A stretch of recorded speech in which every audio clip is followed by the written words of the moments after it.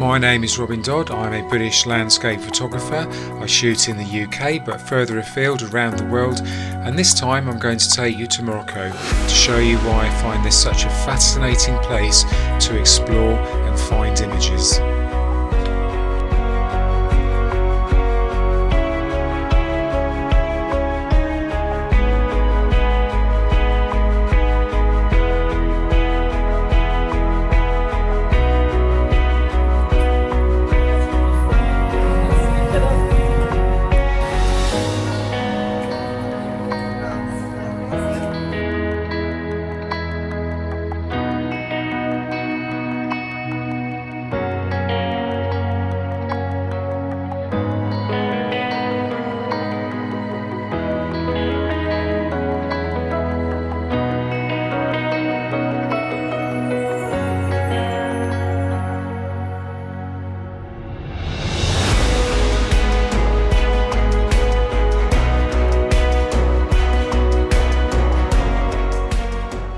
Okay, so I'll just keep you a few moments. This is a photography type channel. So that was Marrakech, wonderful street photography. If you ever want to do it, that is the place to start, really. And it will give you some kind of inspiration. So we're then going to go on in a minute, have a look at the mountains, the Atlas Mountains, which I did about a couple of years ago, and then this Christmas we went up to the over the top of the Atlas Mountains and into the Sahara Desert. So we had a white Christmas, and so kit-wise, what do I take? I really knock it down when I do these types of trips because weight is paramount, really, particularly if you're trekking for 10 days or whatever, which is what we did in the past. The first time when you saw us going up the mountains, I think that was about a 10-day trek. So I take this, which is my Canon R5. This is the R, but I'm using the R5 film there at the moment. Similar camera, and I use this lens, which is a 35mm 1.8 lens, Canon, beautiful, ideal for street photography as well as landscapes, very good for street photography. So I take that. When I actually come to do the landscapes, I tend to use this, which is the RF 24 to 105, so it's got a wide lens and also slightly zoomed, perfect really. So that's my go-to lens for the landscapes, and then when I need to do something a bit wider, this really small RF prime lens is ideal. Just about has the right quality for what you want for this type of photography. And that's it really. So we'll carry on, and I shall show you where we then went first, the mountains, and then the desert, which was pretty spectacular.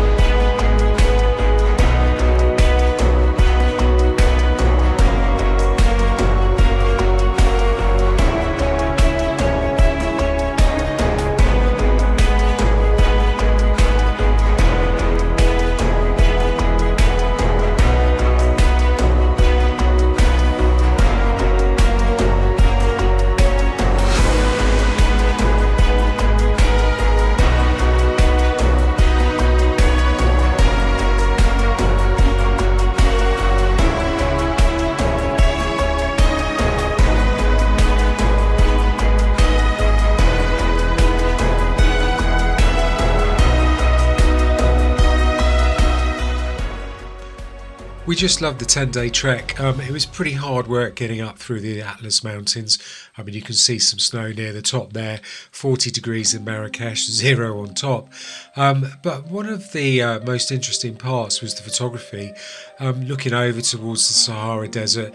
And these mountains, they got these beautiful red and orange tones and almost yellow tones as well. These translate into just amazing black and white images. So the colour images are amazing themselves, but then you can translate those tones into just stunning, gripping, mystifying black and white images. I just loved it, and it is a playground for anyone who's interested in black and white landscape photography. It's easy with the tones.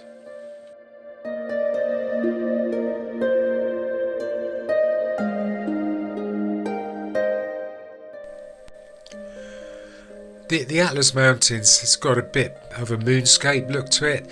I think it must be volcanic or something like that. What drew my attention were these juniper trees that were coming out of the ground. Just a few of them, the last few, just almost like on the edge of any kind of existence. And that's what this image here is. It's known as the edge of existence. I'm very proud of this image. It was shortlisted for the Earth Photo competition the following year and exhibited by the Royal Geographic Society.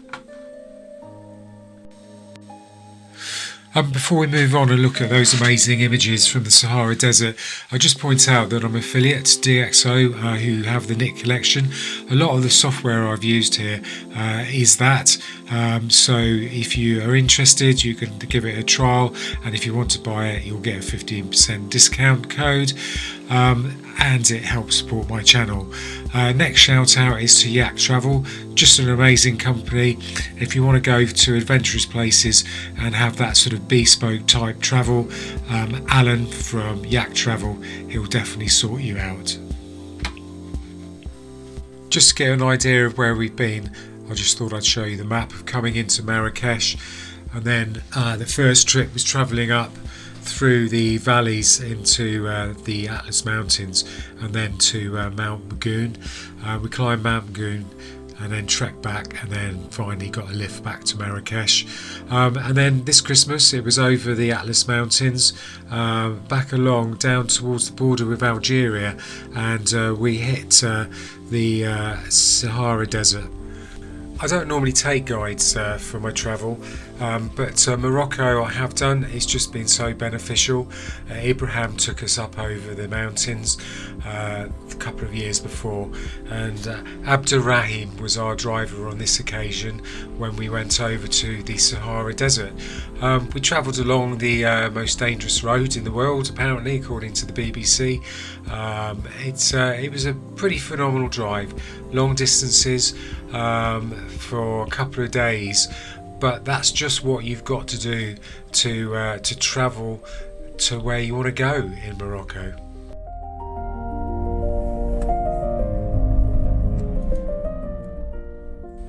There had been heavy snowfall that had blocked the road for a couple of days, but we were lucky to get a gap.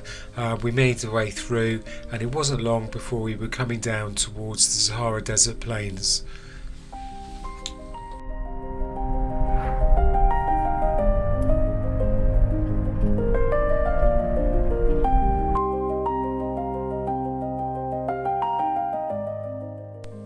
The stopovers were stays at small hotels within the little villages. Stunning views, great views to wake up to in the morning.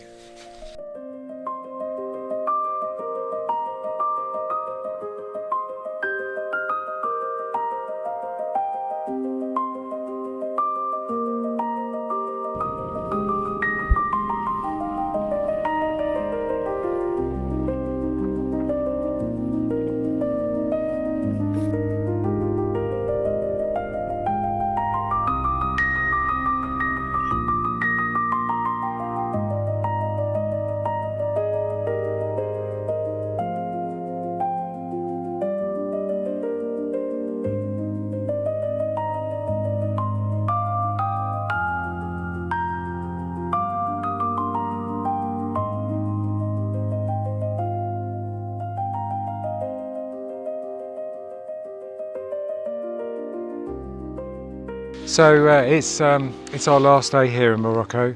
We're at Casbah, which is an old fortification in Morocco, looking out over the high Atlas behind us.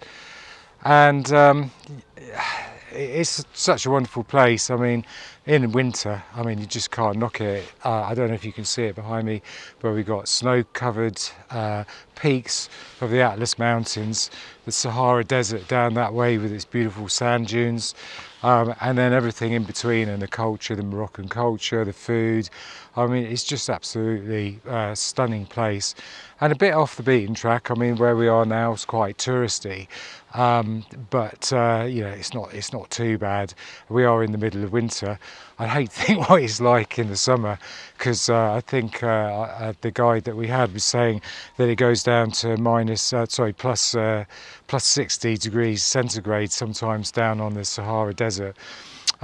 Just really interesting, the culture and everything, and much more advanced than you think. There were some water aquifers down below used for irrigation that the nomads had built years ago. I mean, it's just absolutely stunning what they were capable of doing, and it just makes you rethink about certain parts of Africa and how advanced the older societies were. So yeah, that's it. It's the end. I will be coming back, I'm pretty sure. There's so much more to do photography wise, and I think that I'll probably come back with a VW camper van. For us in the UK, that's not too difficult to do, because it's a ferry down to Spain, or I could drive down to Spain, and it's a quick hop over near Gibraltar, and that's it. And there's my lot. They want to go home, so I'll give her away. They're waving back, and I'll see you in the next video. Okay, well, thanks for following.